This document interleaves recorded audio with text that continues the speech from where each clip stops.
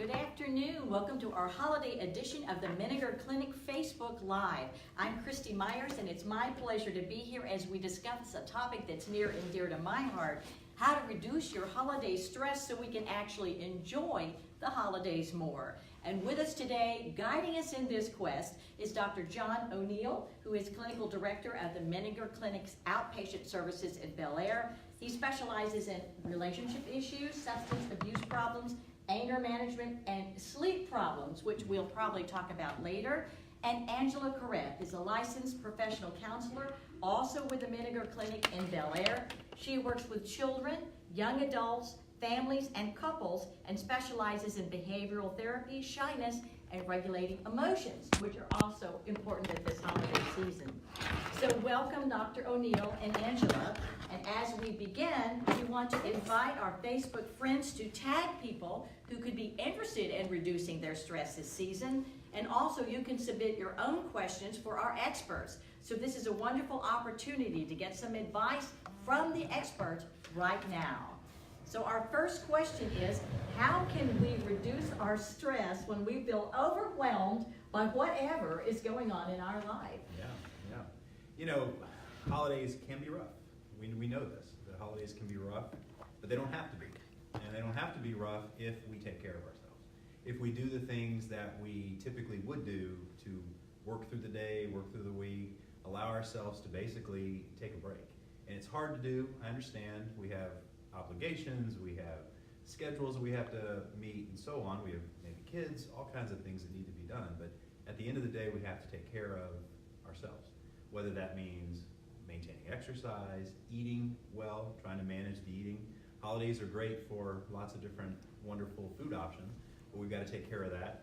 Minimizing how much we drink if people are drinkers, not drinking too much alcohol. I mean, I know with families and such, you might want to drink more, but it's probably a good idea to not try to drink more, to try to manage that, and maintaining a routine, whether it's exercising, taking care of the day-to-day tasks. It's really important. And Angela, you work with families, and part of the issues here often are families getting together on a rare occasion, and all the old problems often can surface. How would you guide people dealing with family members that maybe they don't want to see? So a lot of times we talk to families, we talk to the individuals about, do you want to go? Think about and honor you. If you've had childhood traumas and if there's been lots of hurts in families, going back home, even though it's supposed to be joyous, can also not be so joyous. It could be a place of sadness and anxiety. So being able to manage and make sure that when I'm going home, is that something that I really want to do? It might be something that you decide to skip. It might be something that you say, if I do come, I might have some boundaries when I'm going back home and meeting with family. Those are some important things to be mindful of. Honoring how you feel and validating what those feelings are, and making sure home is a safe place to go back to. And sometimes it's not. I'd like to ask both of you, is it okay then, if your situation is a little bit like this, to just, if you're hosting, not invite a toxic family member? It's tricky. That's, I think, in the back of all of our minds, we probably all have family members that we wish wouldn't come. But we have to balance that out with what are the consequences from the rest of our family. Why didn't we invite, we're just going to pick on Uncle Joe. Why didn't you invite Uncle Joe to the party? Well, you don't want to get into all those dynamics. So it's tricky. The right answer is to say absolutely, right? We should have the boundaries. We should say, all right, we're not going to invite Uncle Joe this year because Uncle Joe drinks a bottle of whatever and falls over, or he's talking politics, or he's doing whatever. So we have to figure out whether or not the benefit's going to come from not inviting him, or that's going to create more problems if we don't invite him. And if we invite him, can we have some boundaries? For example, with our families, can we say there are certain things we're not talking about? We live in a pretty significant political hotbed climate right now, right? So in some families, you might say, we're not talking politics. That's something we don't talk about. Or we don't talk about sports or whatever. Whatever the hot button is. And setting some limits and having some boundaries, and then at the end of the day, having a stop or escape process. When do we know it's over? When do we know it's time to go? When do we know we need to escape from this? And so on. And so I think it's complicated, though, to simply just not invite somebody. And being able to have like a strategy plan. Again, when family members do come, we can't control what they're gonna do or what they're gonna say, but we can control what we're gonna do. So being able to say, you know what, I'm gonna distract myself by saying, oh, excuse me, Uncle Joe, I'm gonna go grab something to drink, or I saw Aunt Susie, I haven't seen her in a long time. Being able to have a plan and knowing what you might say, having a wing person. You know, a lot of times we have wing people. Being able to have my significant other or a friend come along that can be a distraction or could occupy me can help during those times. And being able to set some boundaries of what is going to work and not going to work for you. And again, I want to invite our Facebook friends. These are wonderful questions. They're tough questions, but we need to get answers to help perhaps make your holiday season better. So submit your question to us. We will ask the experts here. It's a great chance to find out what you could do or what are some good options. Now, sometimes we know that people are just estranged from their families because of issues that have happened in the past. So what would you advise somebody who hasn't come home in a while? Should they reach out to their family, or do you say no, not at this season, if they're already estranged? Or do you just let them stay estranged? Well, our families are not a Hallmark movie. Okay, you know, Hallmark movies always kind of come out with, you know, the sadness and then the happiness, then you wrap it all up with a little bow and everything else. While the holidays seem like kind of a convenient time to say, hey, let's have, you know, this reconciliation process and let's get back together and all that, I don't think it always is the best time, you know, to be quite honest. I think sometimes we have to really balance that with how are we doing and how are we handling things, and is that something that we can manage right now with all the other stressors in life? Are we going to try to find a way to reconnect with our long-lost brother or our parents or whatever? I don't think, like I said, I don't think we're a Hallmark movie. So I think we be very careful moving forward with that and reflect on what is my goal here? You know, what is that I want to achieve by reaching out to this family member? And pause and maybe get some feedback from some other people in their family or their friends. You know, what's really the process and what's our goal at the end of the day? Okay. Those are hard issues. And a basic question, why are the holidays so stressful to start with? Well, life is stressful, right? And to add on to keep up with the Joneses, or all the parties that you have to go, or the cooking, or the family dynamics, I think those are additional stressors that are added to the plates. Lots of people have to end of the year, right? We're closing out the years, and we want to make sure that we've done our taxes, getting ready for those types of seasons. So there's an automatic feeling of stress. Lots of families, our kids are out of school, so we have little ones that we have to also entertain, right? So there's an element of stress that I think is added during the holidays, and I think there's a lot of anxiety. How is those dinners going to go with family members? How am I going to go shopping? I remember driving down to the Galleria, sometimes leaving Bel Air. On a regular day, weeks before Christmas, there are lines, there's traffic everywhere. So as much as we want to be in a holiday season, there's also an added element of stress and frustration that people are dealing with. Right.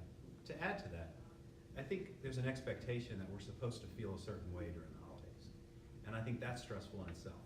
You know, it's almost like you're supposed to put on a different holiday mask. I'm happy when you're not.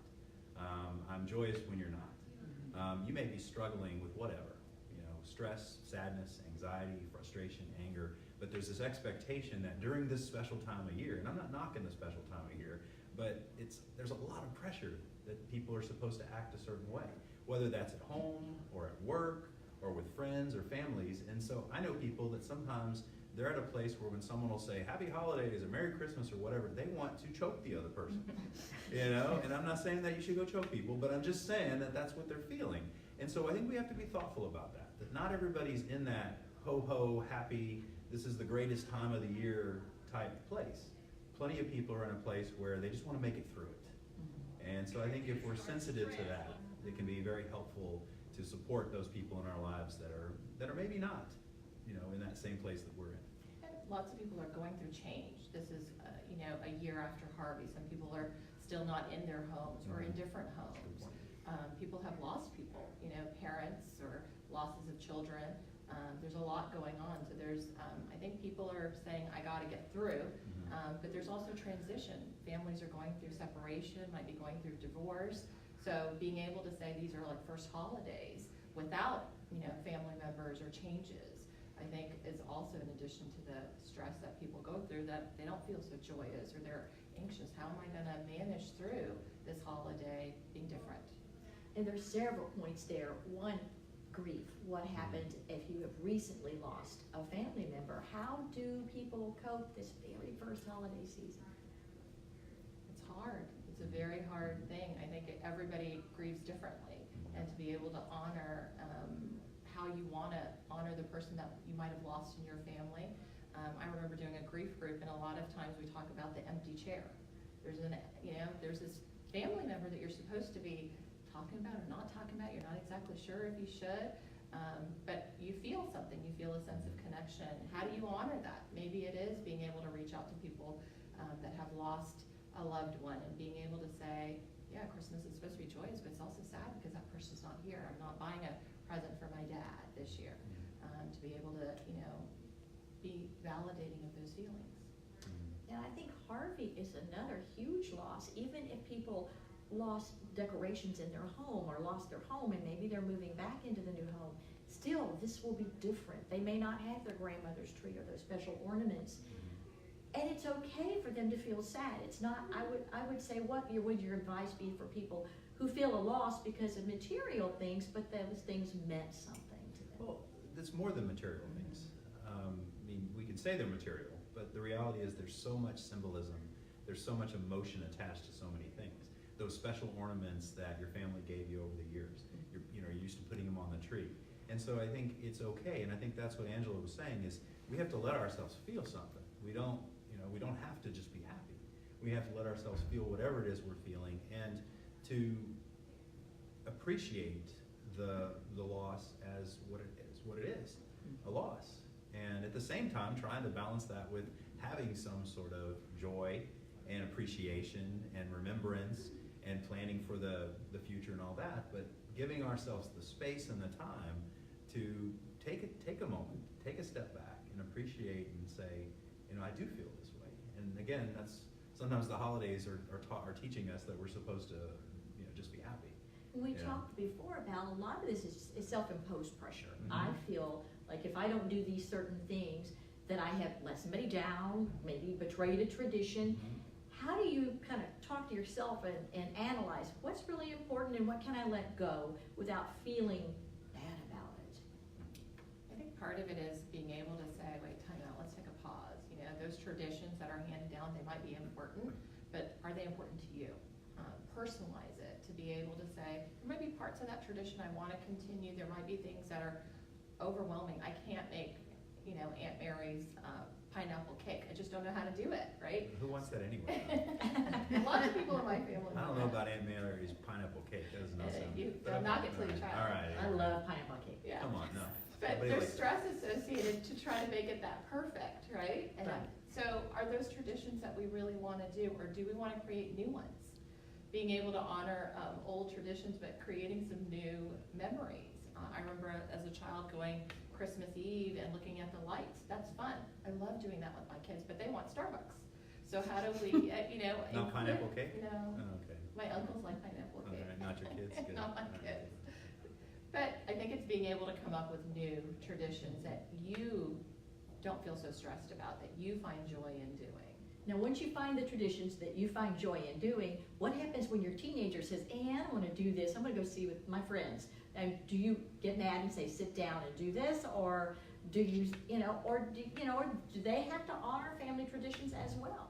That's a natural reaction is for us to get angry with our teenagers, right? Of course, that is the state of being. Right. Stay here. Right, but our teenagers, we also know the natural reaction for our teenagers is they want to do their own things with their own people. And although their own people should be their family, right? But that's the last group that they're wanting to spend time with. So that's so normal. It's so normal. So again, that goes back to figuring out what battles to fight. Mm-hmm. Certainly you're going to say there are things you have to participate in. You're going to be here Christmas Eve, you're going to be here Christmas Day, whatever. But other things, I think you have to have flexibility with your teams. Why create more stress and more battles when they don't need to be created? Mm-hmm. There's going to be plenty of ones that are created naturally, so don't create more.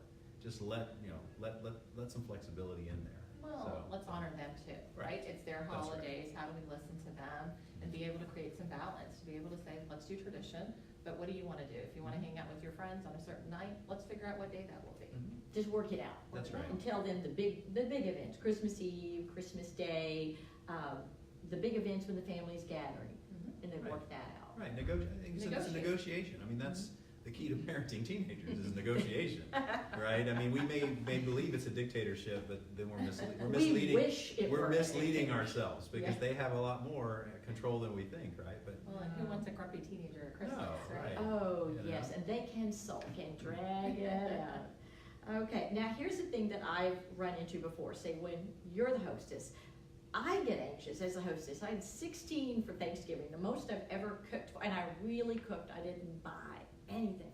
Well, I take back, I bought the pies. I can see. But what happens when the hostess feels that stress, especially if she's the one hosting out-of-town guests? So if you have 8 or 9 people from out of town, and then you're feeding everybody, and then you've got the breakfast, and the next day. they're all staying at your house? Well, 9 did, yes. Why did you do that? I was insane. That's not good. I was trying to lure them from Dallas, that evil place Yeah. north of here. Right. Sorry about that. And so I said, if you will come, you won't have to stay in a hotel. But anyway, bottom line is, I'm like, be happy. And I'm thinking, there's no the blanket for this bed upstairs, and oh, I forgot, to warm up the cake or whatever it was I was doing. I had the most muddled sense of stuff that I needed to do, And that's self-imposed, right? Yeah. But I guess the greater benefit, though, is you spent time with people you care about. Sure. And so I think sometimes we have to just take a look at that and say, is it worth it? And it may very well be worth it. Yeah. It may very well be worth the stress and the anxiety because you get the memories and the time and the love and whatever else. And so I don't think there's a cut and dry here. It's about, I think, going into it appreciating that it's going to be stressful and it's going to be exhausting and you're going to be frustrated maybe and you're going to be getting up making eggs at 6 o'clock in the morning and whatever. But I think that's just being realistic. You can't have both. I don't think, like I always joke about Hallmark because they always make it seem like there's something perfect at the end, the perfect turkey, the perfect this. And every holiday, there may be stress in the middle, but then at the end, it's like this amazing wrapped into 2 minutes of life is great and grand, and it's just not the case. So I just think it's as simple as saying, I'm going to take on the fact that this is going to be stressful, and it's going to be exhausting, and there's going to be times when I'm going to pull my hair out and whatever else. But the net benefit is I got to spend time with 9 or 12 or 17 people that I otherwise wouldn't have had the time to do that. And so, it was worth it. So was it worth it? We did use paper plates, plastic cups, and plasticware. But I had to do. What a shame. I mean, Are but you they were serious? holiday plates. They had a big turkey. And they ate, right? And they ate. They were So happy. are you able to eat off of paper plates? Is that possible? Oh yeah, in my Yeah, house I'm it is. thinking it's all right. It's very but I think actually that's a great point. It's like we set ourselves up for these expectations that we've created in our own head. So if you have paper plates and the turkey and the dressing and the potato, and it fits on those plates, and you have forks, right? I have big plates, oval plates. Oh, and the you plastic had forks plasticware? are really good plastic. Those work. They do. So don't set ourselves up for some sort of imposed, I think that's the word, imposed perfectionism.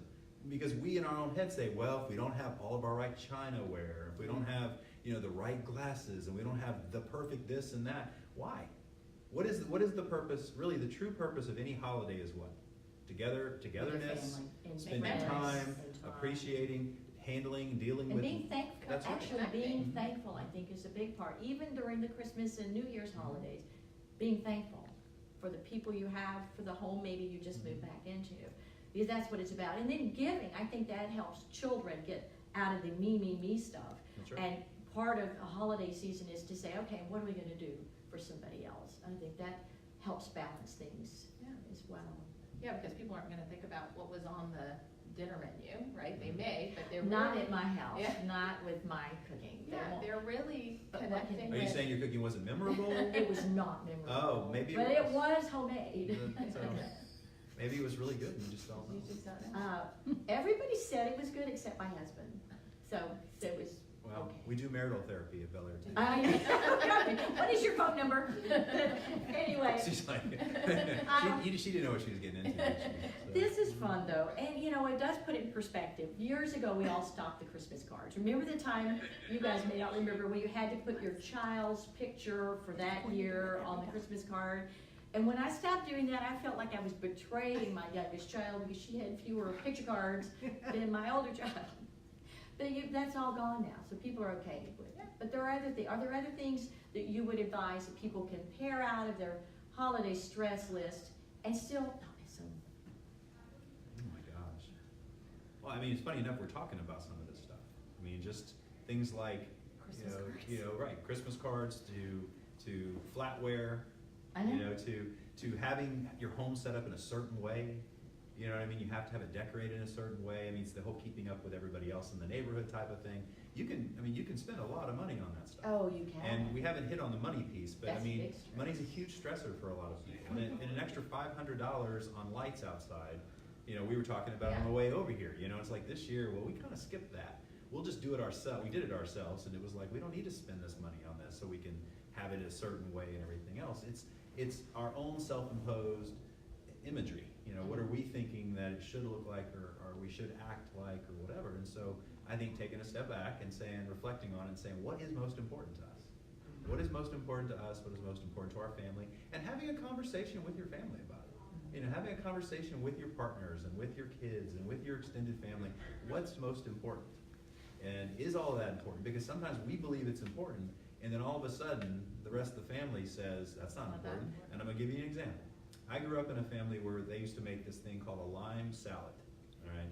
And the lime salad, they called it Johnny's Green Lime Salad. That's what they called me. Don't repeat that. So Johnny's Lime Green Salad. For years, we would have this lime salad every single Christmas.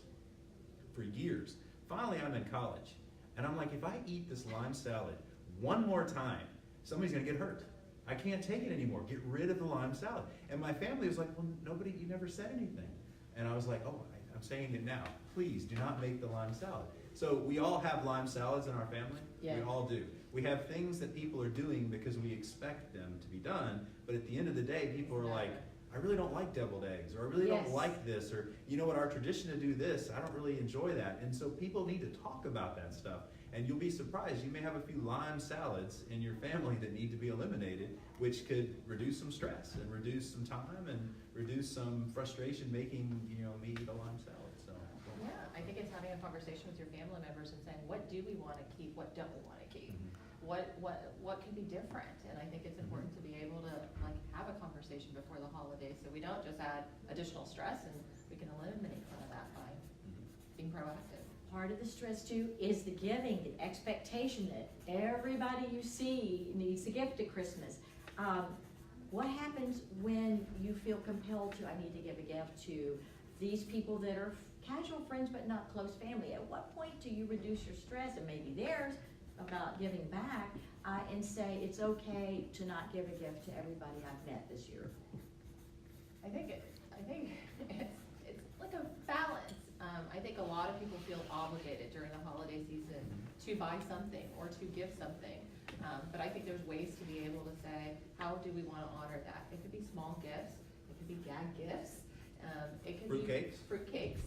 And then that keeps giving. Yes. Next year and the year after, yes, right? fruitcakes, yeah. It could be making donations, honoring somebody. There's ways to be able to give that feel good, but shouldn't break the bank. We don't want to go into the new year feeling burdened. You're not going to feel good about giving a gift if you feel like that was so expensive and it broke me. So being mindful of creating a budget. How much do you want to spend? Who are the people that we're going to buy something for? How do we do group gifts instead of individual gifts? Could be ways to eliminate some of the stress with financials and gift buying. Yeah. A couple things about gifts too. Whenever someone gives a gift and they give a disclaimer, it's just a little something. It's not much. I think it dishonors their effort. Okay, so I would really encourage people not to do that. Do you know what I'm getting at here is when someone says, oh, here's a gift from me to you, but it's not much. Or it's just a little something. It's no big deal. Well, you took the time and effort and the thought to give someone a gift. Don't minimize it and don't diminish it by saying that. Because I think that doesn't feel very good to either party, actually, at the end of the day. Because you're receiving this and you're kind of like, well, I don't know how to respond to that. How do you respond to that? Well, thanks for the gift. That's not a big deal. That's not very much. That's just, So just when you give a gift, just give the gift with the intent behind it. Mm-hmm. That you thought about that human being and you said, this is something for me to you. And if it's whatever it is, it doesn't matter. It's the fact that you actually had that other person in your mind. And I think that's really, as corny as that might sound, that's probably one of the greatest gifts anybody can give. It's their Is that time. I was You gave thinking your about time and you. I was thinking about you. Mhm. And in thinking about you, I spent some time thinking about what you might want or what something that might be important to you. Maybe it's a Starbucks card, and you know that person loves going to Starbucks, or Angela's kids love going to Starbucks. So Angela's looking for Starbucks cards. So but don't diminish it, right? I just think that's helpful to appreciate that. This is a nice comment from one of our Facebook friends. Having shared ownership of fulfilling a tradition can reduce the stress of the host. Mhm. So if there's a tradition everybody needs to be a part of, it could be as simple as the holiday meal. Everybody brings something, does help a lot. So sharing ownership of a tradition that you want to keep is a great way to Potlucking. spread the word. Mhm. Yeah, that's all that is. spreading Gift the word. giving in our family, we have a huge family. What we do is we secret pick names. Mhm. We Love buy that. one gift instead of 40 gifts. Mhm. Helps. With And everybody gets a gift, and you can spend time and have fun with those gifts. Yeah. Mhm. But And you're I not- think you're talking about sharing tasks. Mm-hmm. So that your people are sharing tasks so that the day or the days are not about one person. And that one person at the end of the day, they're just ready to go to bed. Mhm. Yeah, they are. Exhausted. They are. And so instead of saying, we know this crew is gonna be cleaning up, this crew is gonna be doing this. That's you a get- nice way to do it, You to know, so assign tasks. you The assign cleanup tasks, crew, right. The cooking crew, that is a very nice The decoration. teenagers, decorating the crew. teenagers in my family, we always had to do dishes. And so Really? when we had dishes, we always had to do some dish cleanup. Before your Everything paper else. plate days. The paper plates are the greatest things ever. They are. That's really, They're great. if nobody learns anything else, just use paper Paper plates, plates. please. And just They're get great giant, paper plates just, now. Beautiful. I don't You care can put about them in the pretty. microwave. I don't want pretty, I just want paper plate works just fine, and the long, the big oval ones, great. Yes, they're You know, oval, get and the big then ones. holiday plates and the microwavable. And, Holiday stress solved, Yeah. just use paper plates. So- well, and how can a person alone on the holidays be a part of the community? This too is from our Facebook friends. Yeah. That's a tough one, because this is a time of year where you're seeing so much, Right. especially on social media and everything else. You're seeing kind of the idealized view of everybody's world. And it's not really that way. No, it I mean, isn't. That's what I mean social by- media is more like a PR twist on their It lives. is. Everybody That's what I- filters their life, right? That's what I mean by Yeah. idealized. Sure. It's always like, look at us, we're the happiest people, we're eating fruitcake, we're having a good time and everything else. And that's not the reality at all. But I think figuring out in each person's life who is available. In other words, is there a spiritual component that they can connect to? Is that something that's important to them? Is that part of it? Are there community centers, people out there that they could reach out to, people in their lives? The other thing is, I belong to a neighborhood in part of Houston where we had this whole next door app thing. And one of the coolest things I saw over the Thanksgiving holiday were the number of people that were putting on the app, if you're alone, we have a spot for you. Oh, that's lovely. And so being available for people and saying, we have a spot at our table for you, and then taking the risk to take somebody up on it. Another big piece that I know people do who feel very alone is they find themselves volunteering their time. Yes. They get out into the community and they say, I'm going to spend my day at a shelter. I'm going to spend my day serving meals. I'm going to spend my day with children. And then that can fill you up. I mean, it's amazing what can happen. So I think sometimes it's about people taking the risk and say, I'm willing to go do these things. And that can help a lot with loneliness. Yeah, I saw in California during the fires for Thanksgiving, so many people who had Thanksgiving dinners were able to take it to families that didn't. So being able to, notice who might be alone this Christmas, not only being single, but through loss, being able to invite them over and being generous and open-hearted. I remember clients telling me that was one of the best gifts, a friend calling and just saying, come over to my family, you're my family. I love that. Or for Thanksgiving, having Friendsgiving, coming up with new traditions to be able to say, we're gonna do our own tradition of a meal and watching football or whatever it might be. Definitely football. I worked many holidays in the news business, and we always had Thanksgiving. I worked many Thanksgivings, And we always had a Thanksgiving dinner. If if the station didn't bring it in, we would go out, or one of the employees who'd been there longer had a family, and they would invite those of us who were single to their house to have Thanksgiving. And actually, there were wonderful ways to enjoy the holidays, and people that I got to know that I would never have gotten to know. But at first, it's kind of scary to be there like, oh, there's a holiday, I don't know anybody, I just moved here. So we have to think too, who do we know that might be in that position? The young person, the person who just moved there, the neighbor, or the person at work who probably doesn't have a way to have Thanksgiving with their family. And having an open invitation, I think, is very cool to people, whatever holiday that we might be celebrating this season. I think it's important to be able to have an open door policy and feel comfortable, because people are here. It's a big city and new. That's true. And we have another comment from our Facebook friends. Is there a right way to set a gift limit regarding cost, especially when you're changing from giving the big ticket items to smaller ones? And there may be a lot of people in this situation who had huge expenses after being flooded last year. They may be wanting to have smaller ticket items, but people are used to the big ones, and they're going to have to set some cost limits. I think it's always okay to set limits. Again, overextending yourselves creates lots of stress, lots of anxiety, but by saying, let's come up with a budget. What's everybody comfortable with paying, right? And start small. It could be $25, it could be $50, whatever that might be. Even at our office Christmas party, we set a limit. We set what was comfortable. People are in different stages in their lives and careers. So to be able to say, look, the purpose is to do something fun, or to be able to give, to do something meaningful, to buy something within a range, I think is smart. I think it's fair to ask. I agree with you, and I think one of the cool strategies, a cool strategy, is understanding exactly what people want. Within limits, right? Somebody says, I want a Ferrari or something, that's not happening. But if someone says, I want a personalized Rubik's Cube, I just saw that recently, it was pretty how cool. cute. It's a personalized, we're not sponsored by Rubik's Cube, but getting an idea of what are some things that they want under whatever the budget is. And then spending the time and the effort finding a way to get that for them. That's the best gift ever. I know that sounds cheesy, but it really is. The best gift ever is one that was thought out and took some effort to go get. And it took effort to find, and it was something you searched out. I have a niece that really, I'm not going to say what it is that I got. She really wanted something, and I was able to find it.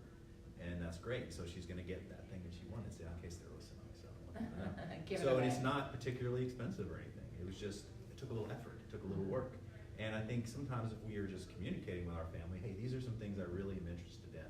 And you don't just go get a gift card or whatever. I know teens and stuff, gift cards are fine. But, you put the effort into it. You put the time into it. Well, you're talking about Santa's list, right? Right. Even for adults, we Even can for say, adults. give me your Santa's list, right? Send it to the North Pole, send it to my address, right? So we know. Right. But don't overextend ourselves. Right. Because I think sometimes we overextend ourselves trying to buy something, buy that adoration. You spent way too much or whatever. We don't. And people aren't comfortable with that. No. If someone spends too much, it makes you uncomfortable. Well, right, because then you're going, well, I only spent X, and you start in your head, you're doing this mathematical equation of, well, I spent this, they spent this, and so we can't really one up each other because it doesn't feel good all the way around.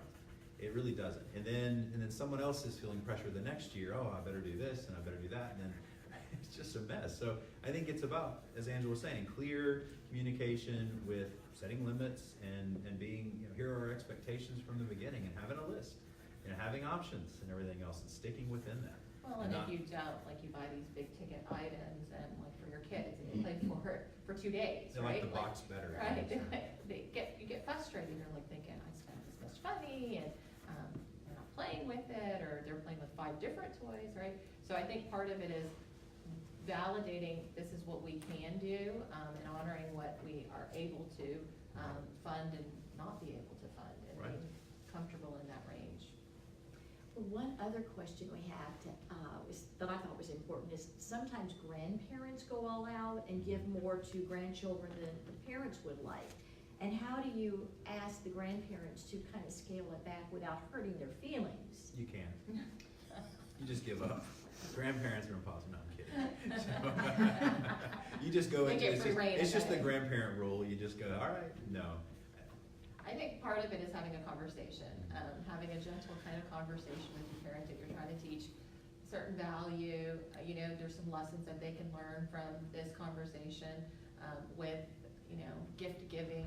I know grandparents want to. I'd say, give me a college fund. They might not appreciate that now, but that we'll all appreciate that. You will all, later. that's a nice way to do it. Right? It's to think about what could be something that could, you know, again, with what you're comfortable with, because you're their parent, you're trying to teach lessons through gifts and what you're buying and not buying, and you don't want to overindulge your children. And I know grandparents can, but I think trying to have that conversation and saying, look, this is what we would like, and we think we should limit it or spread it across, being fair. Let's, you know, take a vacation together as a family, right? There's other ideas that we could share with family members, but I think it's communicating in a gentle way, being respectful that they do want to buy their grandkids gifts, but also honoring kind of the values that you want to instill in your children.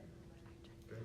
We have another good question from our Facebook friends. If your home is a sober home, what do you say to a family member who arrives with an alcoholic drink for an event? Yeah, I mean, This is yours. one of my areas is of course addiction, and I think that absolutely 100% staying sober and keeping your home a sober home is the priority. A great way to ruin Christmas is to put yourself at risk for relapse, slipping, or just put yourself at risk for feeling terrible, feeling uncomfortable, feeling stressed, feeling anxious. This is your home, and your home is a sober home. You have the absolute right to say, these are the rules, these are the limits, there are no exceptions to that. There should be no flasks that they're sneaking in or whatever else. I mean, it's just things along those, and it happens. So you set those rules and those boundaries right at the very beginning, and you say, hey, Uncle Joe, we're gonna keep picking on Uncle Joe. If Uncle Joe comes in and Uncle Joe's got a bottle of Jack, then Uncle Joe's not coming into the house. I mean, as hard as that is. Turn him away. As hard as that is, and you say it ahead of time. You know, you don't wait till Uncle Joe gets there and you say, surprise, you can't come in.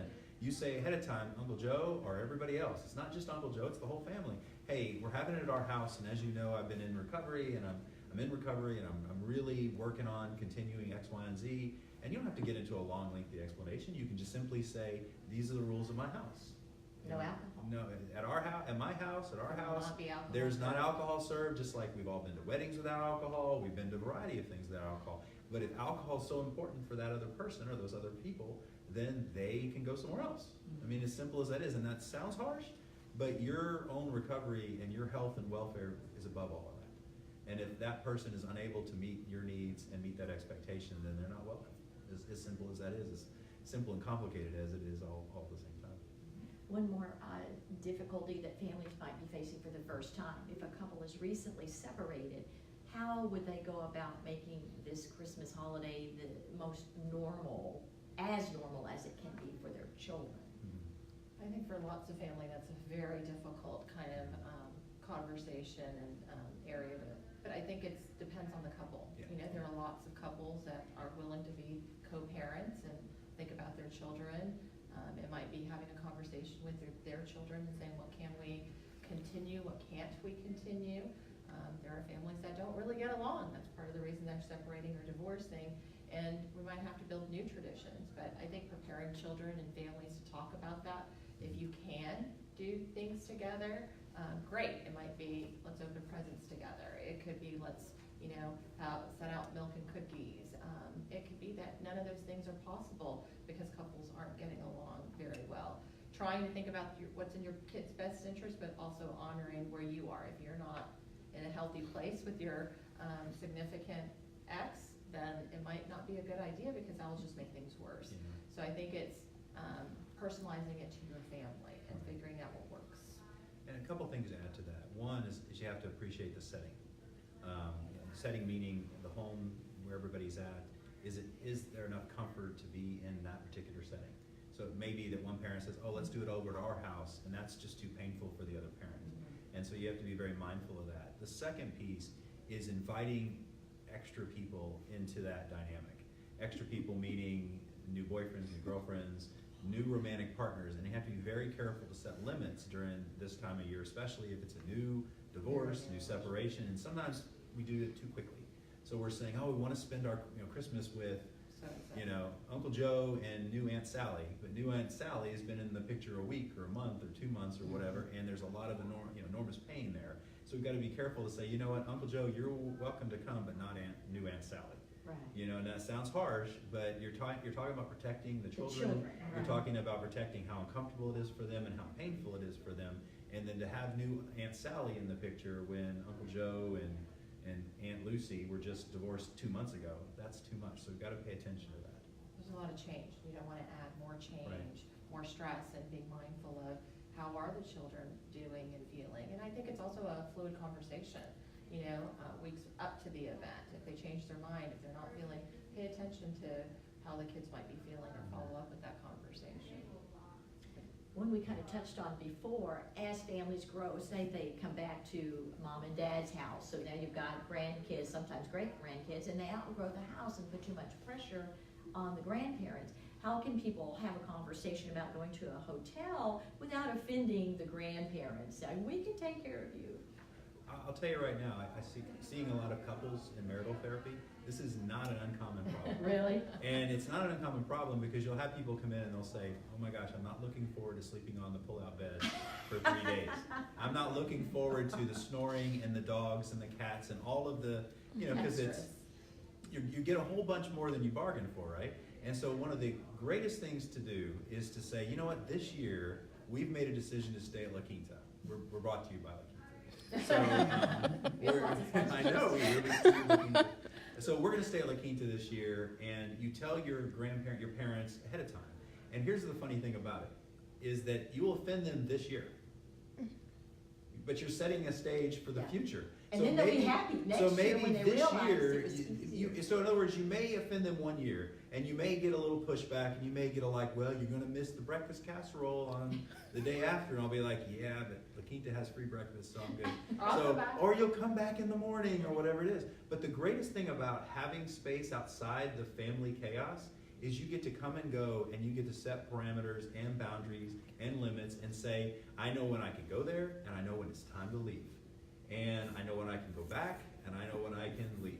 And you are controlling the situation. So it's a wonderful thing to do. I'm biased because that's what I do. I mean, those are the rules. You just say, I'm not going to go stay with someone. I'm going to stay at Holiday Inn Express or whatever. You know, whatever it takes. And it may create a little stress this year. Beyond that, not so much. So deal with the uncomfortability of this first year of change. Mm-hmm. But then you're set for life. And it does make sense when they're honest about it. We started doing that with my parents, and when later, at first they didn't understand it, and then they realized it was less stressful for them. That's right. Than have us all descend, you know, on their house. Well, finally, I think we've got to talk about the Grinch in our last couple of minutes.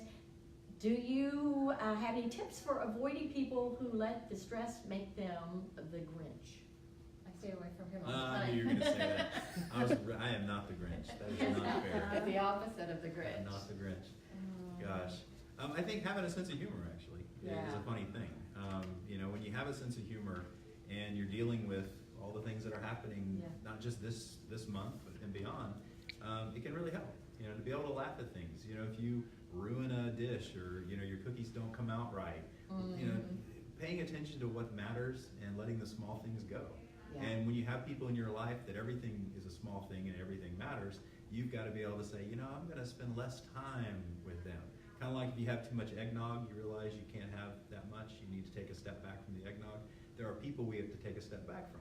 We have people in our lives that at times we need to spend less time with them. They just overreact. Yeah, and they may be in a different state of mind right now. They may not be in the best place right now. They may be dealing with a whole new level of stress or worries or whatever it is, and you want to be supportive and loving and caring, but also you want to say, you know, I'll see you later. Yeah, it was great different seeing you. twist to that. Yeah. I think you might want to befriend the Grinch, right? Maybe. Like, you know, to be able to say, you know, what's going on? I noticed, you know, X, Y, and Z.